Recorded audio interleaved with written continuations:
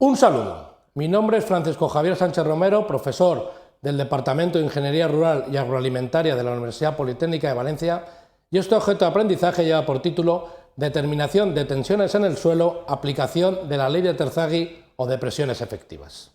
El resultado de aprendizaje para este objeto es conocer la aplicación de la ley de Terzaghi o de presiones efectivas para el cálculo de las tensiones en el suelo. El objeto de aprendizaje se ha dividido en 4 partes. En primer lugar, realizaremos una introducción definiendo las fases del suelo, así como los esfuerzos a los que está sometido. En segundo lugar, se definirá la relación entre las diferentes tensiones existentes dentro de la masa del suelo, definiendo la ley de Terzaghi o de presiones efectivas. En tercer lugar, se realizará un caso práctico de cálculo de tensiones en el terreno y finalmente se comentarán las conclusiones obtenidas. Un elemento de suelo está constituido por 3 fases, la sólida, líquida y gaseosa. En el caso del suelo, parte de la superficie está ocupada por una materia sólida y parte por huecos rellenos de aire o de agua, que son la parte que denominamos poros. Para el análisis del comportamiento mecánico de los suelos es necesario el conocimiento de las tensiones existentes en el suelo, y más en concreto las tensiones existentes en la fase sólida, así como su interacción con el resto de fases. Este problema fue resuelto satisfactoriamente por Terzaghi y responde a un problema clave de la mecánica del suelo. Aquí vemos un esquema del suelo donde vemos la parte de sólidos y cómo entre los sólidos existe una parte de poros que puede estar rellena de aire o agua. Por lo tanto, tendré 3 fases, la fase gaseosa, la fase líquida y la fase sólida.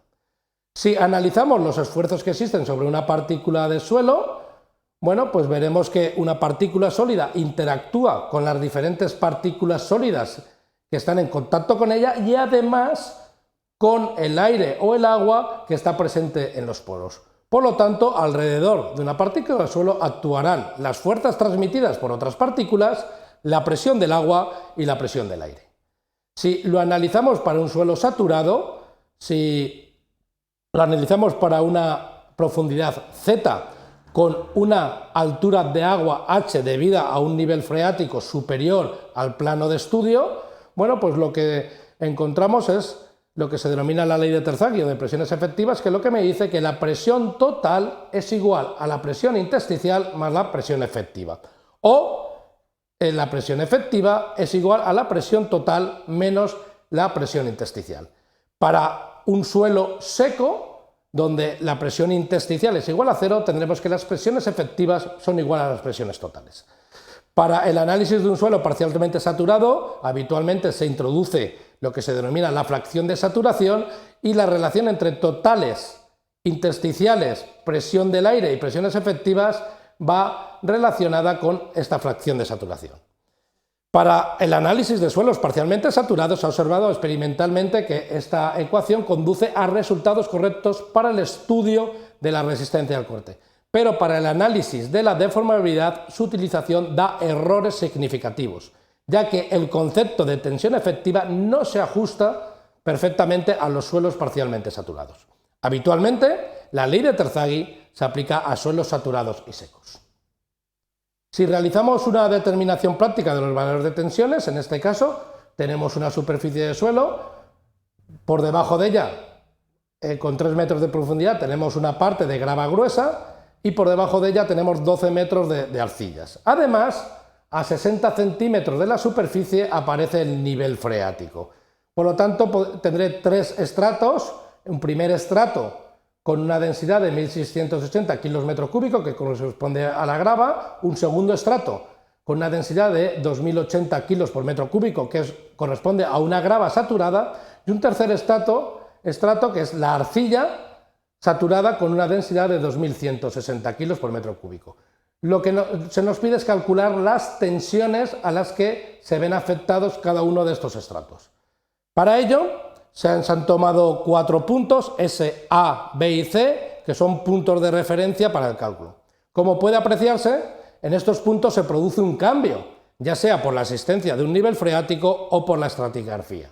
En este caso, para el cálculo de las tensiones verticales totales, en el punto S, que es el punto de superficie, serán igual a 0. En el punto A serán igual al peso de toda la columna de suelo por encima de este punto, que corresponderá a la grava gruesa sin saturar, y serán correspondientes a 0,6 metros, y en este caso se multiplica directamente la densidad por esta profundidad. En el punto B será igual a la tensión en el punto A más la tensión, el incremento de tensión por los 2,4 metros de gravas saturadas, y en el punto C será igual a las tensiones totales en el punto B más los 12 metros de arcilla saturada. Para las presiones intersticiales hay que tener en cuenta dónde está situado el nivel freático. Para la superficie será igual a 0, para el punto A también será igual a 0, es decir, que lo consideramos a presión atmosférica. Para el punto B serán 2,4 metros de columna de agua multiplicado por la densidad del agua, y para el punto C serán, en este caso, 14,4 metros de altura de agua. Para las presiones verticales efectivas, lo que se hace es hacer la resta entre presiones totales y presiones intersticiales. En este caso, para el punto S de superficie serán igual a 0. Para el punto A, la resta será 1008 menos 0, punto B y punto C. Por lo tanto, hemos podido calcular tanto las totales, las intersticiales como las efectivas. Si esto lo pasamos a un gráfico, en este caso tendremos la ley de presiones totales para ese suelo, la ley de presiones intersticiales, suponiendo que el nivel freático está a 60 centímetros de profundidad, y la ley de presiones efectivas como resta de las totales menos las intersticiales. Además, podemos hacer también una representación de los círculos de Mohr, sabiendo que cuando un elemento suelo está sometido a una tensión vertical, se producen por el efecto de confinamiento unas tensiones horizontales que habitualmente se relacionan con un coeficiente K sub 0, que en este caso vamos a coger 0,5.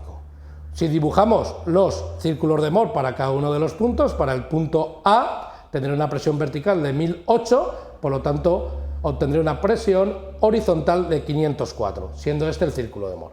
Este sería el punto B y el punto C. Suponiendo que no existe colapso del suelo, podemos suponer que estos puntos o estos círculos de Mohr están por debajo de la línea envolvente que me marca la resistencia al corte del suelo.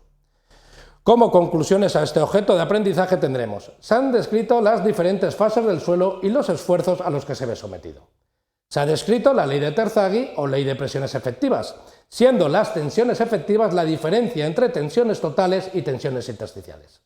Se ha realizado un caso práctico de cálculo de tensiones totales, intersticiales y efectivas, representando las leyes de distribución a lo largo de la columna estratigráfica.